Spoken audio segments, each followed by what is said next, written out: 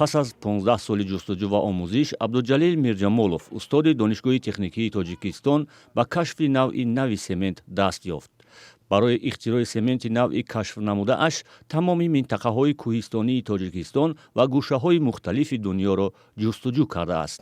آخر یافتم که گلیجی فانیانگو اینجا که انگش میسوزد از همون گرفته همونه اون طلباتی استاندارد دولتی گوست میگن همینه همین باید طلبات جواب داد همشه همینه ترکیبش آموخته همون کوبیکای ساخته تا که پریس بمونده و شکسته دیدیم که همین جوابگو هست یا نیست.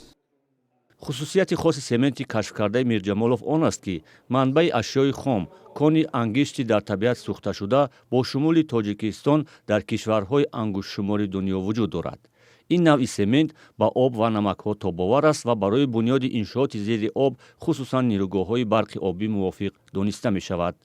برای این کشفیاتش میرجمالوف پتنت یا سند تصدیق کننده اختراعات را از مرکز پتنت تاجیکستان دریافت کرده است.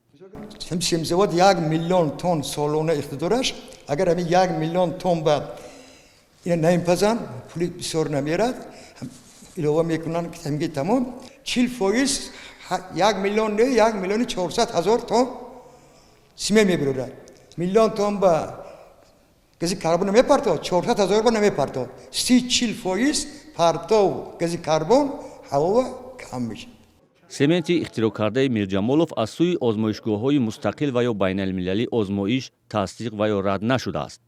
کارخانه‌های کارکرد سمنت تاجیکستان میگویند در شرایط فعلی با تولیدات وارد کردن سمنت اختراع کرده میرجمالوف را ندارند، زیرا حالا با علت پاندمی مرزها بسته است، وارد کردن تجهیزات نو فراهم نیست.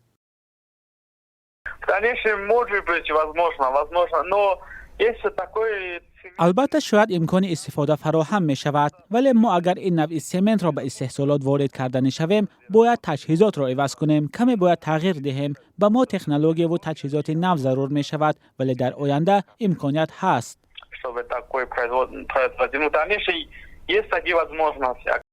سمنت اختراع کرده میرجمالوف به نوع سمنت پوتسولان شامل می شود. کارخانه‌های استحصال سمنت تاجیکستان اساساً نوع پورتلند سمنت تولید می کنند. حالا در تاجیکستان 16 کارخانه استحصال سمنت فعال است که سالانه بیشتر از 4 میلیون تن سمنت تولید می کنند. بیشتر از 1 میلیون تن آن به خارج کشور صادر می شود.